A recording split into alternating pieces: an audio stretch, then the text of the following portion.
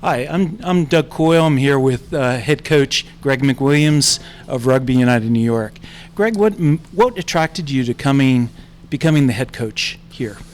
Well, firstly, it's an honour to get asked. I've had a really terrific time with Yale University, and it was hard to leave that university because they're building something great there. And obviously working with the Eagles gave me a feel of what it was like to coach at the next level up, and I felt the timing was right. And the MLR is a great product. I think it's really exciting, and to be a part of that as a coach is something that I'm really looking forward to. You have a excellent facility here at Wagner College. It was something that was missing last year. You're kind of reunited with one of your other coaches, Marty Veal. Yeah. With that, tell us a little bit about the coaching staff this year. Well, firstly, I just want to say to James English, who did great work last year, who's no longer with Rooney. He set up this relationship with Wagner. So our players have the opportunity to have top-class facilities, from the gym to classrooms to the field space to canteens. So it means that players can come here and get through quite a lot of work that maybe they couldn't get through last year. And with the coaching staff, the first thing that I wanted to do was to get a top-class coach on board in Marty. I mean, the level of experience he brings and his technical expertise is something that I need to lean on an awful lot. And then from an S&C point of view, it was important to get Ian Jones, who also works at USA with the women's side. He's the varsity head S&C coach at Wagner, ironically. And we brought Michael Cullen on board as an intern as well to assist with Ian, who did work at Lindenwood University with Josh Macy. So there's a good Lindenwood connection. But more importantly, I think as a staff, we all have a say. I mean, I might be down as a head coach, but I'd like to think that if we weighed out the level of work that we all put in, it's pretty on par. And I lean on them a huge amount, and I lean on my players a huge amount to come up with whatever our plan's going to be. You're known as an attack coach. Yeah, maybe. I mean, you've been an attack coach. I should say that. You have an excellent defensive coach. Yeah. One of the things that's almost necessary in MLR is getting bonus points.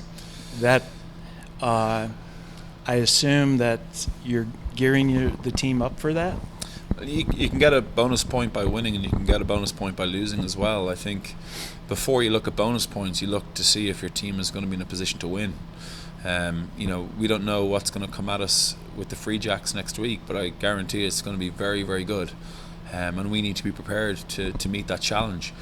First and foremost, in any league, you want to win, and then if things happen to go your way and you get a bonus point, hence the name bonus. And I think first and foremost, we've got a lot of work to do to make sure that we're in a position to win games.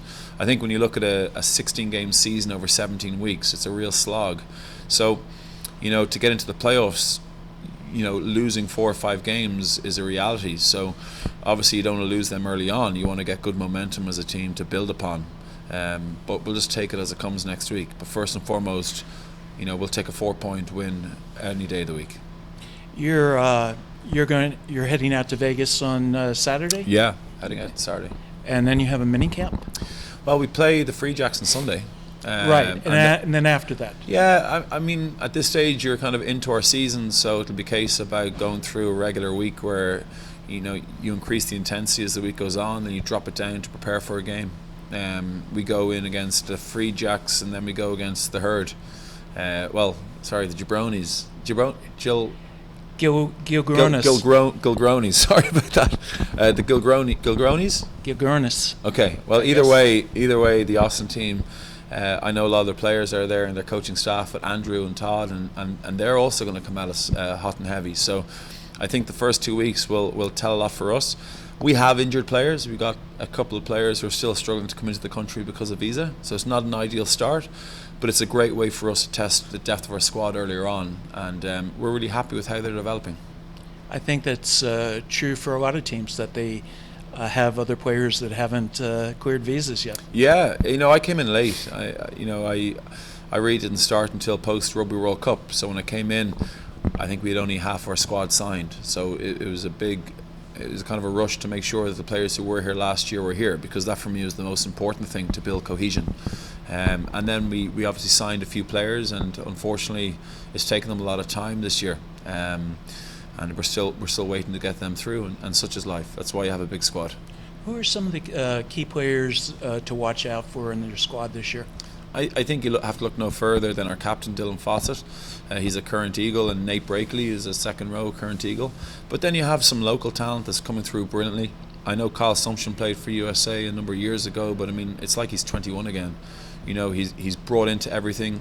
I think if you look across the board, probably one of the players I think is a secret weapon in the MLR is Troy Lockyer.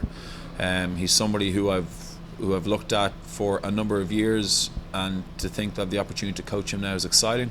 He's been injured, but I mean, his work rate is phenomenal. He does things with the ball that I'm just really excited to see him come through and play. And then obviously we have other good young players like Alec McDonald coming from Lindenwood, and Jonas coming in from Illinois. And you know, I think while we have a number of foreign players coming in, for me it's about building young American players. So at this day, if we are building towards the first game against the Free Jacks, we're going to have 8 American starters in the pack, and we'll have 5 American bench players in the pack.